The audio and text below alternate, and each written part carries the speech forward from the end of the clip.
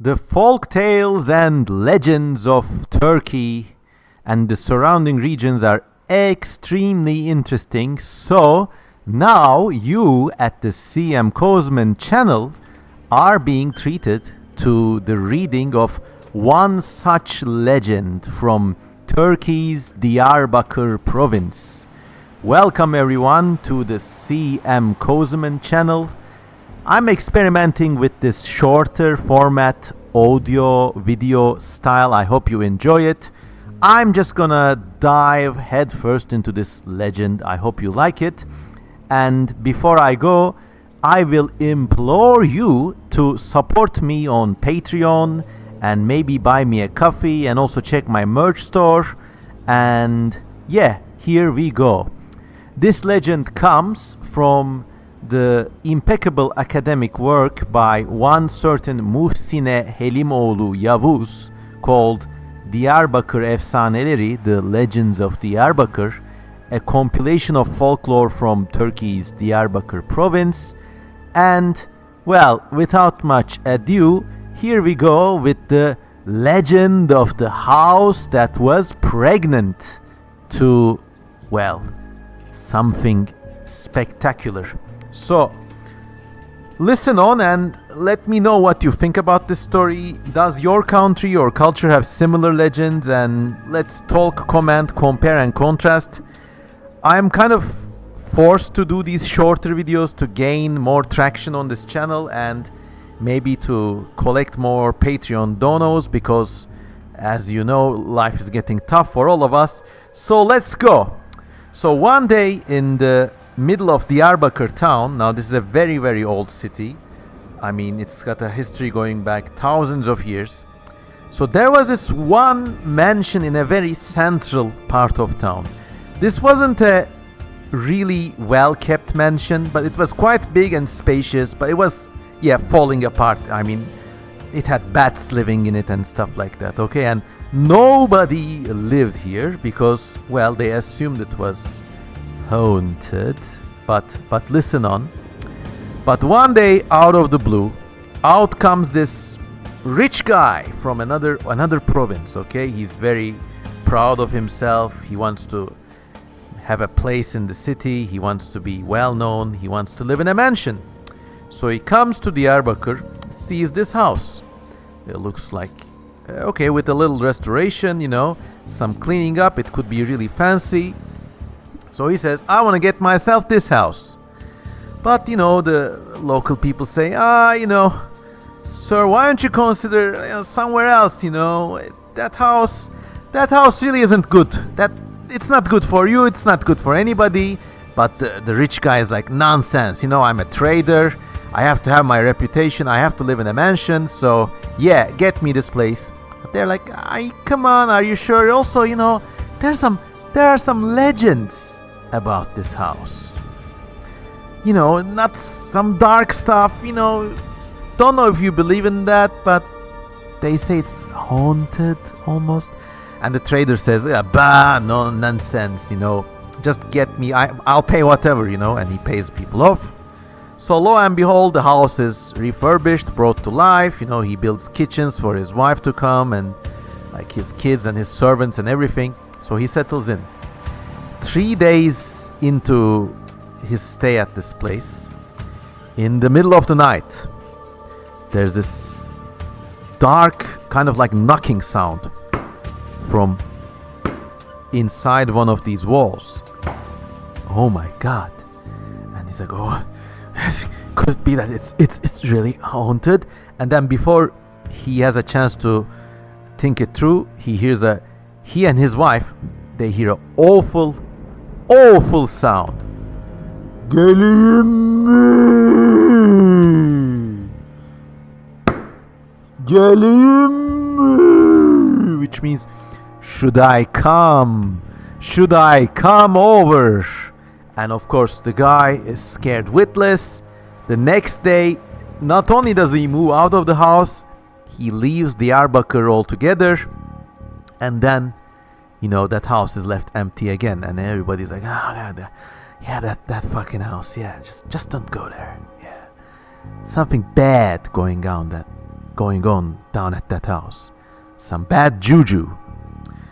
And then months pass, and then lo and behold, out comes this government official. He's like a undersecretary of the governor or something, you know, a big ego. And he says, yeah, I want to be close to the center. I want a house in the old town, so it's going to be close to the governor's palace. So I want to get myself this house. And then the locals say, you know, that house ain't really the best house for you, sir. With all due respect, you know, they kind of say it's haunted.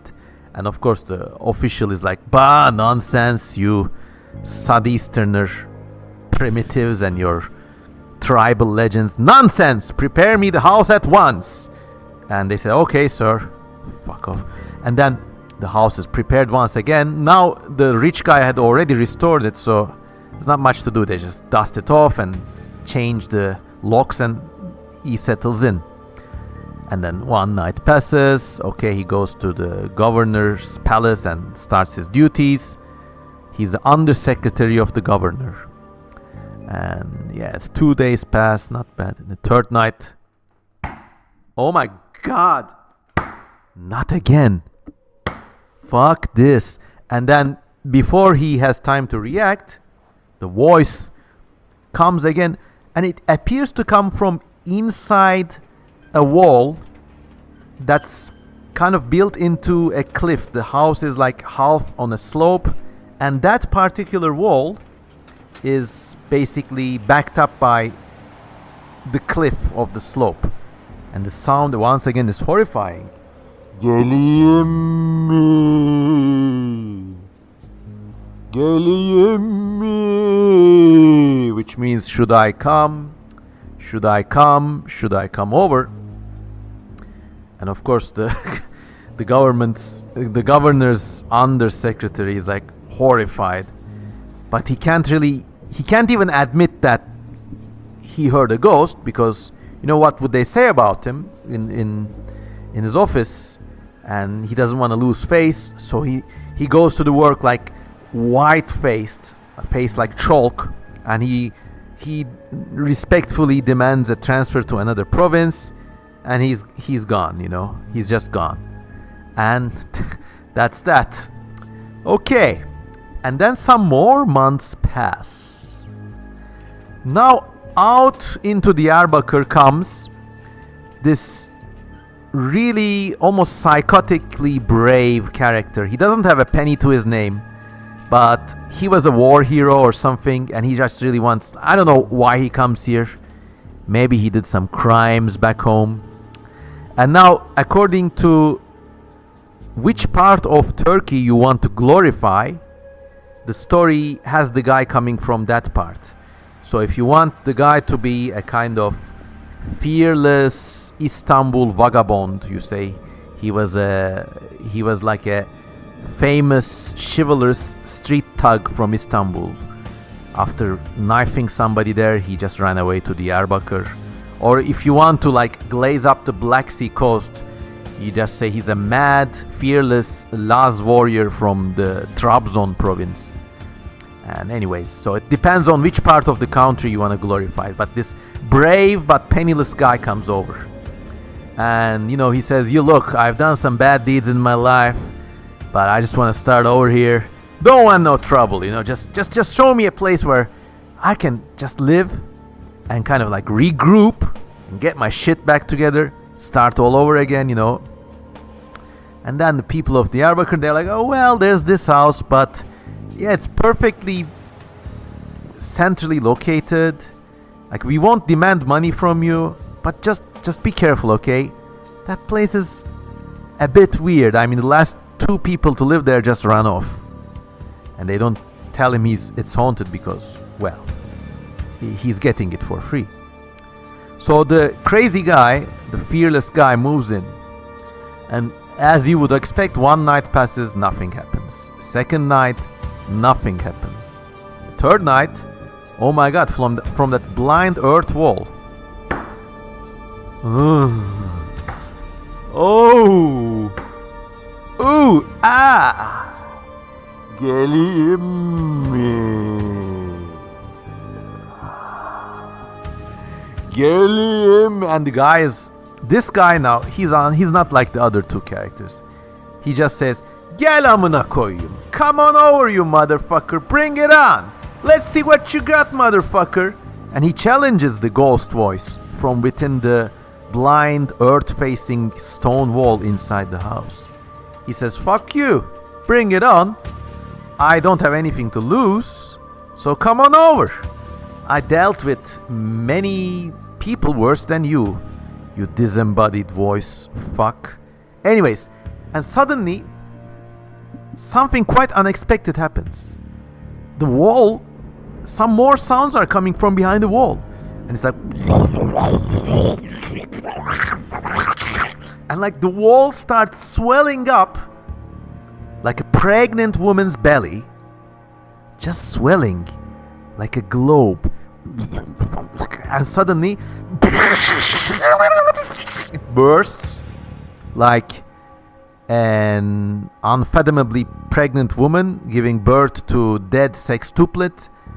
It bursts open and out spills treasure. Buried treasure.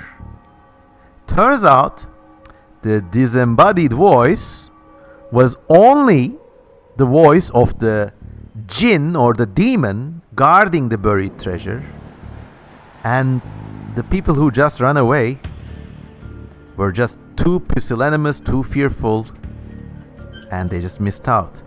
So this guy gets the money. He closes the chapter on his criminal life, becomes a very well-liked resident of Diyarbakır, and like donates to the needy, the poor, and he finds a girl and he marries and lives happily ever after with his buried treasure that he got from the pregnant wall in this haunted house in Diyarbakır. What do you think, everybody? I hope you like this story. This is like written down as an Islamic legend, but I'm sure it's a way older myth. I think because treasure hunting in this part of the world is a very old trade and many cultures have similar stories. So I hope you liked it. I think it's one of the most strange and extraordinary stories to be found in this one particular book, Diyarbakır Efsaneleri by Muhsine Helimoğlu Yavuz. It's a great academic work, and the version I told you comes straight from this book. It's a little abridged and, I put a little sauce on it, but I hope you enjoyed the legend of the pregnant house. Once again, I'm just going with this shorter 10-minute video audio format just to spice things up on this channel. So if you like this, please support me, and I could really do, because I don't have any walls screaming out, should I come over? If I had, believe me, I would ask them to come, but they don't come, so they can't come, and I am reduced to asking for your support. Patreon, buy me a coffee, or get some merch. Have a nice day, everybody. I love you all.